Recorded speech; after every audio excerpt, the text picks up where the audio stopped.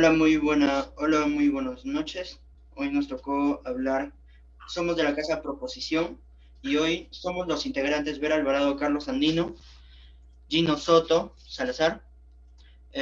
También nos tocó Carlos Daniel Yapias Bonifacio y Ronaldo Sarandú Zamudio Pariona. Y hoy nos tocó hablar sobre el lenguaje inclusivo. Bueno, ahora vamos a hablar de lenguaje inclusivo brevemente, porque en cuanto se genera y se entiende de la manera, el lenguaje inclusivo se expresa oralmente o escritamente para no discriminar algún género social o identidad o género no binario. Bueno, a términos a definir que el lenguaje es una construcción social que nos ayuda a visualizar el género y nos ayuda a adaptar en qué el mundo nos rodea. Y también el lenguaje nos ayuda a enseñar que algunas personas no se sienten acorde sobre el lenguaje y tienen que optar por el lenguaje inclusivo, ya que el lenguaje inclusivo nos ayuda a visualizar aquel detalle y respetuosamente a grupos que necesitan identificarse con el lenguaje inclusivo. Y bueno, ahora voy a dar mi carga de prueba. En primer lugar, de que el lenguaje inclusivo se debe incrementar o se debe implementar ya que no afecta a nadie y que algunas personas se sienten identificadas con el lenguaje inclusivo. Número 3, ya que es opcional y no perjudica a nadie. Bueno, ahora en segundo lugar, en segundo lugar, en que ya que muchas personas se sienten identificadas y también para mejorar la situación de vida entre las mujeres y las personas no binarias. Bueno, en mi status quo, actualmente las personas que existen diferentes respeto o también nos ayuda a ver el lenguaje inclusivo, ya que algunas personas están a favor de usar el lenguaje inclusivo y otras personas están en contra de usar el lenguaje inclusivo por algunas razones de su perspectiva y a otras personas lo toman como una broma y por ende otras personas lo toman, prácticamente lo ignoran en este tema del lenguaje inclusivo. En mi argumento de lo que voy a hablar, de lo que voy a dar, se debe implementar el lenguaje inclusivo, ya que algunas personas se sienten identificadas con este género, con el género no binario, ya que se ayudan a respetar de una forma. Y por otro lado, el género inclusivo no te obliga, es opcional usar el lenguaje inclusivo. Y bueno, ahora voy a dar paso con la casa de oposición del orador número 1. Gracias. Gracias, compañero. Okay. Eh, Buenas noches con todos los presentes. Buenas noches con la carga de proposición y buenas noches, maestra. Mi nombre es Sebastián, soy el orador número 1 de la carga de oposición. Voy a presentar a mi equipo. Mi equipo está integrado por el orador número 1, que es mi persona, orador número 2, que es mi compañero Álvaro, que está presente. Mi compañero orador número 3, que es Grace, y orador número 4, que es Hiroshi. Ok, la moción que nos ha tocado en esta oportunidad es que esta casa no considera pertinente el uso del lenguaje inclusivo. Por otra parte, esta casa acepta los términos definidos por el equipo contrario, como también aceptamos el status quo presentado por los contrincantes. Que esto viene a ser que hay variedad de personas que están tanto a favor como en contra del lenguaje inclusivo. Mi tesis es que estamos en contra del lenguaje inclusivo. ¿Por qué? Porque constituye, hay un obstáculo, nos impide, mm, no nos deja al momento de la lectura, de poder leer algo, también en la comprensión de la escritura. Mi carga de prueba. Mi carga de prueba, lo que van a hablar mis compañeros, los temas son que el orador número 2 es que si el pensamiento corrompe el lenguaje inclusivo. El orador número 3 es que viene a ser que el verdadero lenguaje inclusivo es el braille, perdón, o la lengua de signos. Esto viene a ser, o sea, que no incluyen a las personas ciegas o sordas en este lenguaje. Okay, refutando sería que ustedes mencionan o han dicho que no se obliga a nadie a usar obligatoriamente el lenguaje inclusivo. Sin embargo, esto es erróneo. ¿Por qué? Porque vemos cómo ustedes nos tratan de implementar a usar este lenguaje que va en contra de la definición ya establecida que es la RAE. Porque según señalado por el lingüista español, que es Ignacio Bosque, el lenguaje inclusivo va tanto en contra de la gramática y el léxico que enseñan las instituciones privadas, instituciones públicas, las universidades, etc. Y por lo tanto nuestra refutación debe prevalecer sobre el argumento original de nuestros contrincantes. Gracias. Bueno, muy buenas noches a todos los presentes. Ellos dijeron que el lenguaje inclusivo se obliga. Cuando nosotros hablamos del lenguaje inclusivo, netamente nos basamos a un tema alternativo, donde tú decides si es que quieres utilizarlo o no. Nadie te obliga, no se ha establecido aún una norma donde diga que todos debemos utilizar el lenguaje inclusivo. Y mientras no haya sucedido eso, eres libre. Y por otra parte, también menciona que se daña la gramática y el léxico, pero no es simplemente decir que se daña.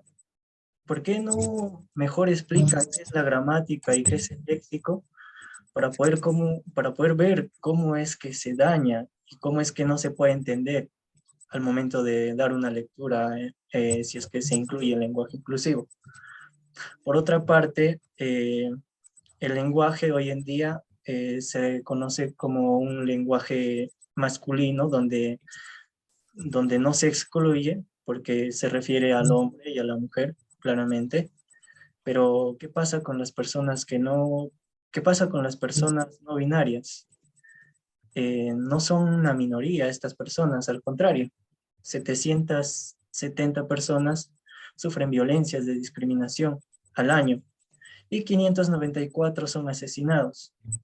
El 80% de las personas trans que son asesinadas tienen menos de 35 años. ¿Qué hacemos con estas personas? ¿Seguimos excluyéndolas del lenguaje? ¿Seguimos discriminándolas? ¿O trataríamos de incluirlos al menos en el lenguaje y de esta manera dar una iniciativa para que se pueda cambiar todo? Gracias.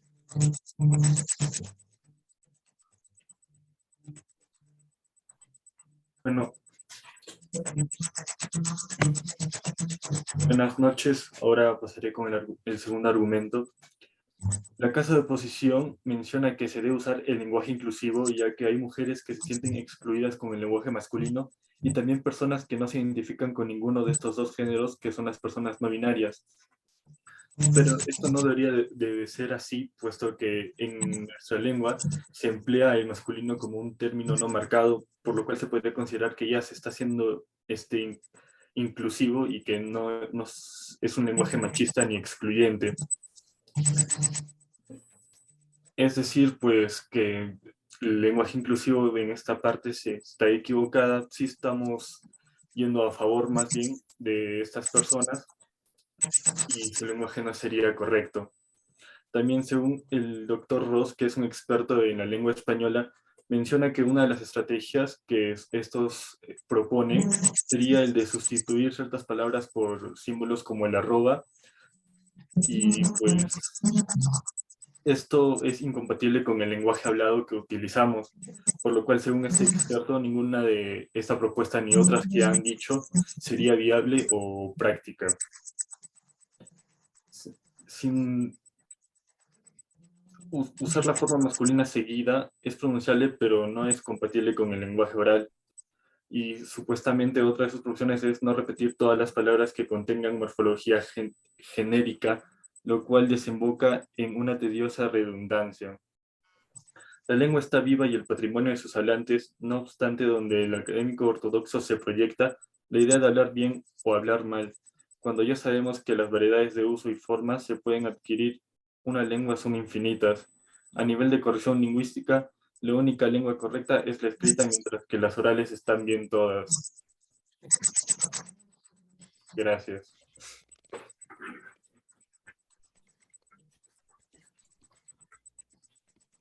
Bien, buenas noches con cada uno de ustedes. Mi nombre es Vino Leán Soto Salazar. Soy el orador 3 de la Casa de Proposición. Continuando con el debate, ¿no? Ellos dicen que el lenguaje inclusivo se impone y afirman que luchar contra un lenguaje inclusivo es una pérdida de tiempo y esfuerzo.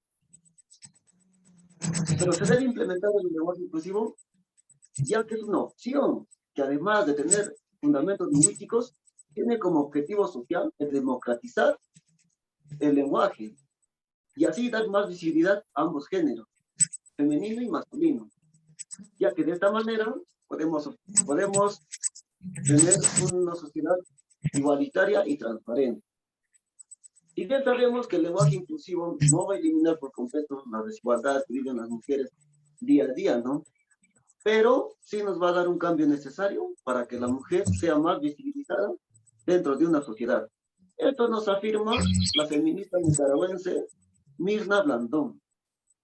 Por otra parte, también tenemos que la psicoterapeuta Paula José Quinteros explica en uno de sus artículos que se emplean las palabras yo, tú, ellos, nosotros, vosotros, ellos, ya que cuando utilizamos el género masculino, las mujeres no son representadas por igual. También se ve esto cuando se escucha una palabra o se oye, ¿no? Y todito lo relacionan directamente a los hombres. Es ahí donde podemos observar la discriminación de género, ya sea en el trato, en el criterio, en las medidas o en las normas de intervención que son desfavorables para las mujeres. También se da esto en base a su condición sexual o a la subvaloración de los deberes asignados a las mujeres. Por lo tanto, si se utiliza un lenguaje inclusivo en los medios de comunicación, puede resultar representaciones que generen, como dicen, ¿no?, una igualdad en el género. Más aún el porcentaje de mujeres, más aún el porcentaje de mujeres evocadas bajo una influencia, con una narración, con un lenguaje inclusivo. En términos simples, lo que les quiero decir es, si utilizamos un lenguaje inclusivo, tenemos más chances y más oportunidades de evocar a más mujeres dentro de una sociedad. Gracias. Buenas noches, soy el orador 3 de la Casa de Oposición. Ellos dijeron que se debe implementar el lenguaje inclusivo y de esta manera podríamos ayudar a la sociedad a que se dé cuenta y se indigne que tanto mujeres y personas no binarias son las más vulnerables a sufrir discriminación y violencia. Pero el verdadero lenguaje inclusivo es el braille o la lengua de signos. ¿Por qué? Las personas que usan este lenguaje no usan el braille ni la lengua de signos. Es decir, que las personas ciegas o sordas no están incluidas en esta modalidad. Por otro lado, el lenguaje inclusivo debería englobar no solamente a las personas que aún no establecen un tipo de género determinado, sino también a las personas que padecen algún tipo de discapacidad, brindándoles una verdadera inclusión, implementando lo que es la lengua de signos o el braille, y así disminuyendo la discriminación hacia estas personas.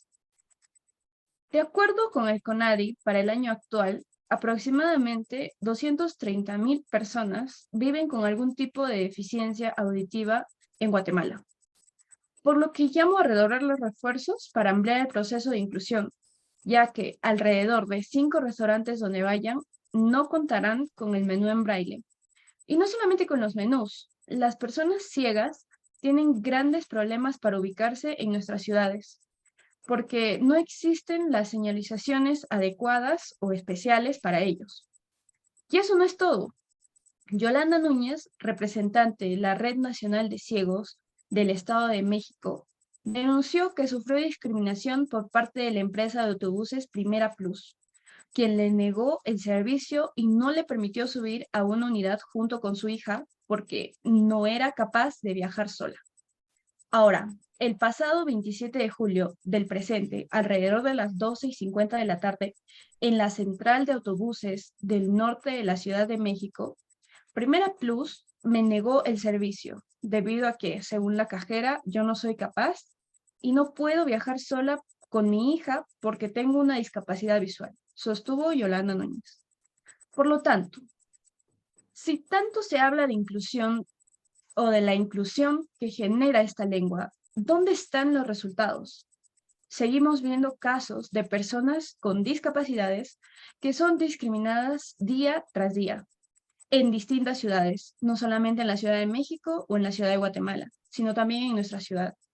Ahora, este lenguaje inclusivo debería ser para todas las personas, no solamente para aquellas que no tienen un género establecido. Gracias.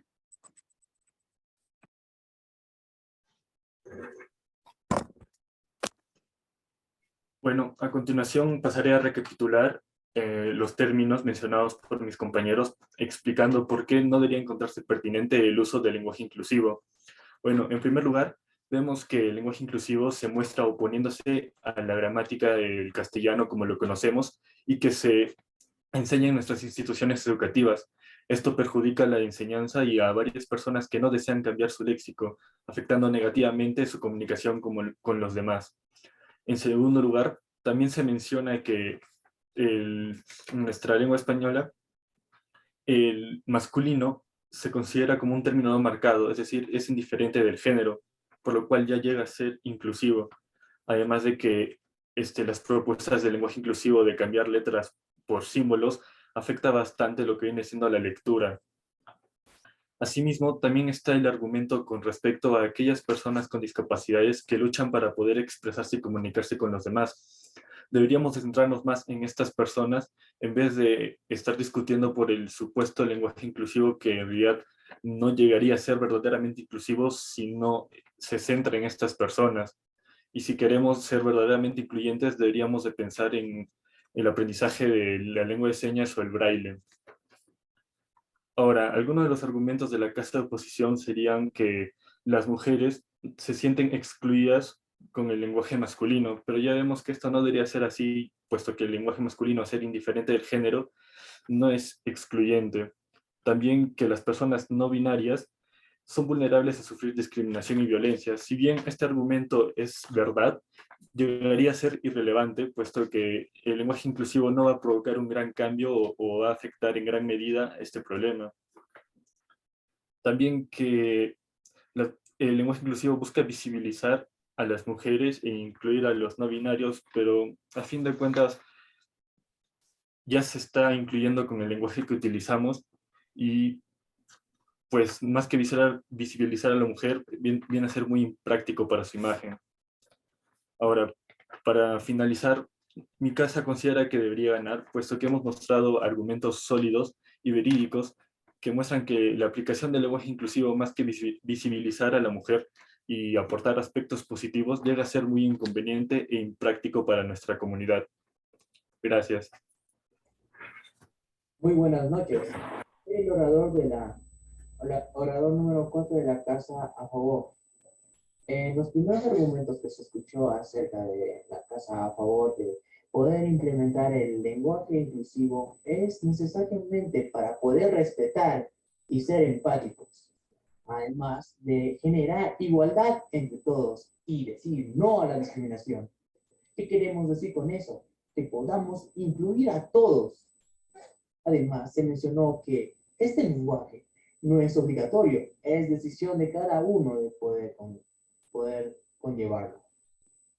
Lo que se mencionó en la casa de oposición, el argumento número 1 dice acerca de que el lenguaje ya está definido y que si es que se puede hacer ciertos cambios, esto afectaría en futuras generaciones.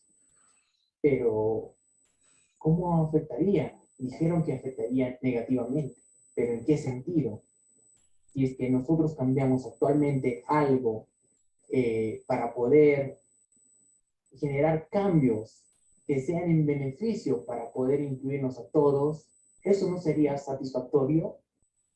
Ahora, en la casa a favor del argumento número 2, que hay mujeres que se sienten excluidas por el lenguaje masculino y también hay personas no binarias.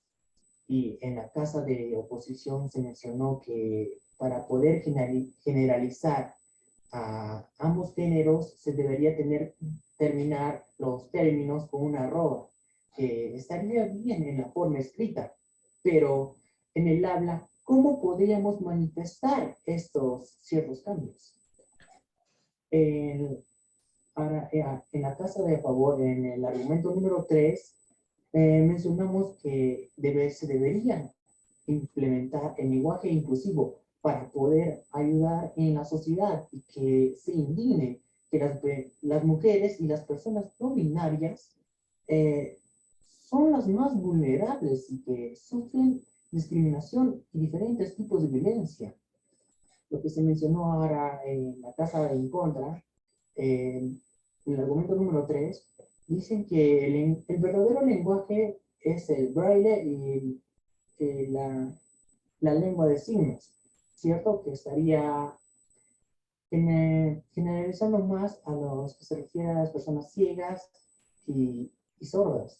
Pero si tomamos en cuenta esto, que solamente en el caso de la redundancia en el braille y el lenguaje de signos, solamente incluyen esos dos. Pero, ¿qué pasaría con las personas no binarias? No estarían incluidas. Ahora, en síntesis, nuestros argumentos son básicos, pero son los más esenciales para poder entender el objetivo de este tema, que es poder respetar e incluir a las personas que no se sienten identificadas con ninguno de estos dos géneros, para así poder disminuir y eliminar daños, diferentes tipos de violaciones que sufren estas personas constantemente. Ahora, ¿por qué debería ganar mi casa? Porque la contraparte presentó buenos argumentos, sí, pero faltó aclarar ciertos detalles que se les llamaría como argumentos incompletos. Muchas gracias.